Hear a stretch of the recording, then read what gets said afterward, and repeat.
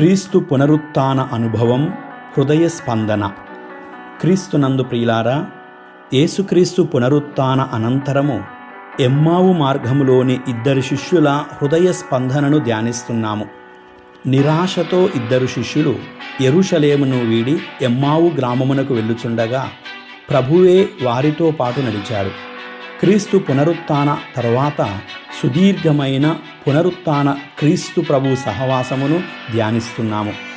దివ్యబలి పూజలో యథార్థముగా ఉత్థాన క్రీస్తును కలుసుకునే అవకాశమున్నది.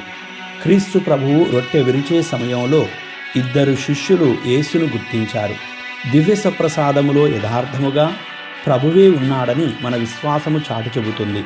ప్రియులారా, పరిశుద్ధ గ్రంథములోను శ్రీసభ సంప్రదాయములోను ఉత్థాన క్రీస్తు ప్రభువు సుమారు 10 మార్లు దర్శనమిచ్చినట్లు కనిపిస్తుంది.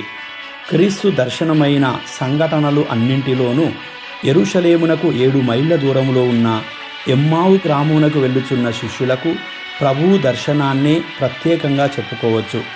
యేసు ఉత్థానమైన రోజే ఈ మహాకార్యము జరిగింది. ప్రభువే స్వయంగా వారి హృదయ నేత్రాలను తెరిచాడు. మోషే నుండి ప్రవక్తల వరకు లేఖనాలను వారికి వివరించాడు. యేసు వారికి వాక్కు ద్వారా వినిపిస్తున్నప్పుడు అప్పటి వరకు నిరాశతో ఉన్న ఆ ఇద్దరు శిష్యుల హృదయాలు ద్రవించాయి. వారి ఆత్మీయ నేత్రాలు తెరుచుకున్నాయి. వారి అనుభవాన్ని ఆ తరువాత తక్కిన శిష్యులతో పంచుకున్నారు. ప్రియులారా, ఎమ్మావు మార్గములోని ఇద్దరు శిష్యులు గతములో వారు విన్న లేఖనాలనే క్రీస్తు ద్వారా లోతైన వివరణను విని శిలువ శ్రమల ప్రాముఖ్యతను, క్రీస్తు పునరుత్థాన ప్రాముఖ్యతను ఆలకించి ఆత్మీయ సహవాసమును పొందారు. దివ్యబలి పూజలో గురువు దేవుని వాక్కును ప్రకటిస్తాడు.